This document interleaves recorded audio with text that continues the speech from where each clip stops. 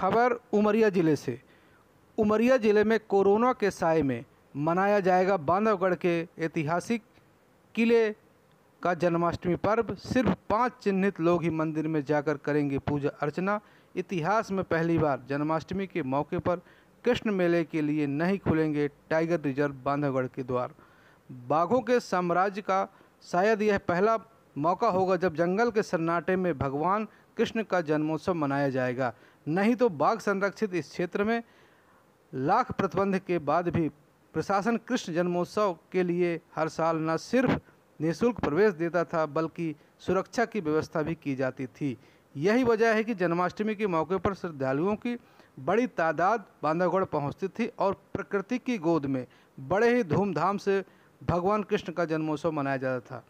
बांधवगढ़ के गहन वन क्षेत्र के सबसे ऊंची चोटी पर स्थित बांधवगढ़ का किला 16वीं सदी में बघेल राजवंश के द्वारा बनवाया गया था और वह आज़ादी के बाद भी रीवा राजवंश की प्रॉपर्टी थी, लेकिन सेंसिटिव जोन की वजह से सरकार ने रीवा राजघराने से समझौता कर उसे टाइगर रिजर्व क्षेत्र घोषित कर दिया, जिसके बाद से किले में स्थित राम जानकी मंदिर में नियमित पूजा पाठ का जिम्मा वन विभाग के पास है। लेकिन जन्माष्टमी के मौके पर आज भी रीवा रियासत के वंशज न सिर्फ पूजन करते हैं बल्कि बरसात के 4 महीने के लिए बंद टाइगर रिजर्व के गेट भी आमजन के लिए निःशुल्क खोले जाते हैं और प्रशासन पूरी सुरक्षा व्यवस्था करता है।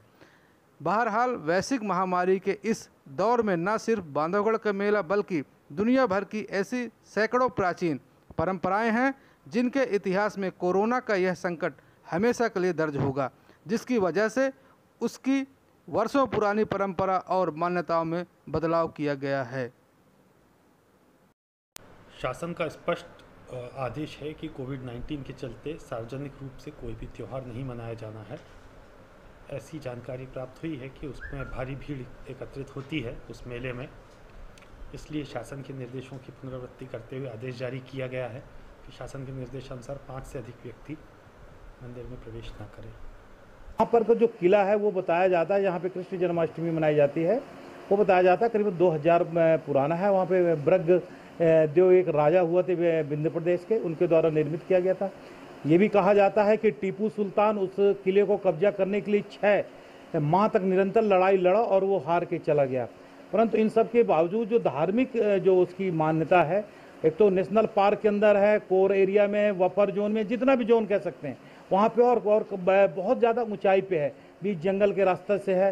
रास्ते में भगवान विष्णु की 12 अवतार मिलते हैं और बहुत सारे ऐसे कुंड हैं छोटे छोटे जहाँ पे कि गर्म पानी ठंडा पानी मिलता है। और रीवा राज के द्वारा प्रतिवर्ष कृष्ण जन्माष्टमी के अवसर पर वहाँ भगवान कृष्ण का जन्मोत्सव मनाया जाता है और वहाँ पे लोग जाते हैं और पूरे लगभग पूरे मध्य प्रदेश के, भारत के बहुत सारे हिस्से से लोग वहाँ पे आते हैं और कृष्ण जन्माष्टमी मनाते हैं। परंतु कोरोना के कारण इस वर्ष जो 5 लोगों को अनुमति प्रदान की गई है, निश्चित रूप से जो कृष्ण जन्माष्टमी की भावना है उसको ठेस पहुँची है। और फिर भी जो वहाँ की कमेटी है, समुदाय है और उसको मानने वाले लोग हैं, वहाँ भी 5 या 6 लोग जो भी प्रशासन अनुमति देगा मनाएगा, उस परंपरा को जीवित रखने का प्रयास किया जा रहा है। निश्चित रूप से ये भी बड़ी महत्वपूर्ण बात है। पर इन सब के बीच कोरोना काल के बाद भी यदि भगवान की आस्थाओं के मंदिर के रूप में वो यदि स्थापित है बहुत ऊंचाई पे, उस बांधवगढ़ फोर्ट में यदि कृष्ण जन्माष्टमी मनाया जा रहा है, निश्चित रूप से गौरव की बात है। प्रशासन